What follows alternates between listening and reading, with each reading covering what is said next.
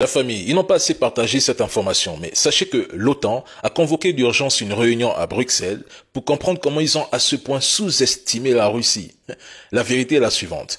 Poutine a informé Washington 30 minutes avant de lancer Oreshnik, précisant qu'il se déplaçait à 3 km par seconde. Washington a rapidement relayé l'information à Zelensky, c'est normal. Ils ont tenté d'intercepter le missile ensemble. Résultat, la propagande autour des soldats nord-coréens a soudainement disparu des radars, remplacée par une peur grandissante que Poutine cible Kiev. Mais pourquoi cette peur grandissante? Parce qu'aucun satellite américain ni aucun radar occidental n'a détecté le missile avant son impact en Ukraine. La cible, c'était une usine américaine de satellites militaires. Aucun système de défense actuel n'a été capable de l'arrêter. C'est-à-dire que, si par exemple, la Russie veut anéantir un système de défense comme le dôme de fer, ils le feront en quelques minutes. Washington a même admis que l'Oreshnik n'était pas répertorié dans leur base de données. Ce constat soulève une question inquiétante pour eux. Combien de missiles russes échappent alors à leur surveillance? Les Américains n'ont pas pu identifier les débris, ni même déterminer son origine. Et ce n'est que le soir même que Poutine a révélé la nature du missile jusqu'à en fournir les détails techniques pour se moquer d'eux. Depuis plus de 4 jours, les États-Unis n'osent pas montrer les images de l'usine détruite, tant les dégâts sont réellement considérables. Et ils ne l'admettront jamais, mais la panique s'est installée au sein des pays européens. Les Européens tremblent et les médias ne parlent que de ce missile. Pourtant, Poutine avait averti dès le début de 2023 « Je garde le meilleur pour l'OTAN », ce qui signifie qu'il dispose encore de missiles ou d'armes plus terrifiants et destructeurs que l'Oreshnik. Bonjour la famille, j'espère que vous allez tous bien. Si vous êtes nouveau, n'oubliez pas de vous abonner à la chaîne et activer la cloche des notifications. Merci. Zelensky est prêt à cesser le feu. Pour la première fois, Volodymyr Zelensky se dit prêt à céder des territoires en échange de la paix, mais sous condition.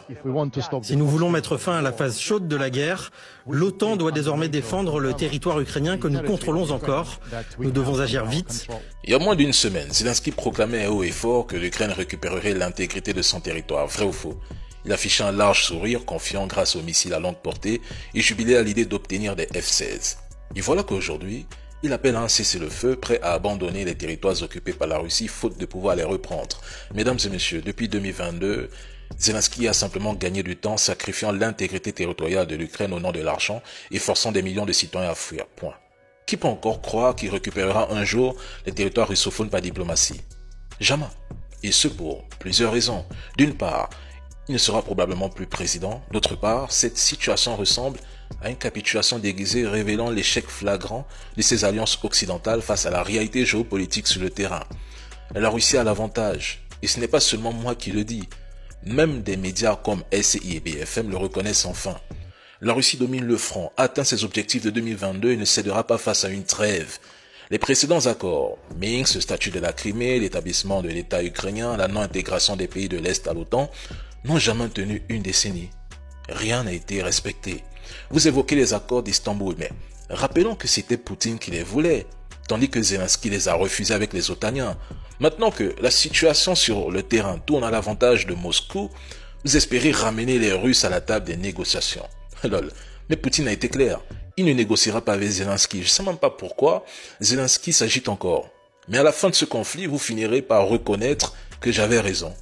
L'Ukraine a perdu depuis bien longtemps, et ce n'était que grâce au soutien de l'OTAN que Zelensky parvenait à tenir. Avec la victoire de Donald Trump aux élections, la réalité a finalement repris le dessus.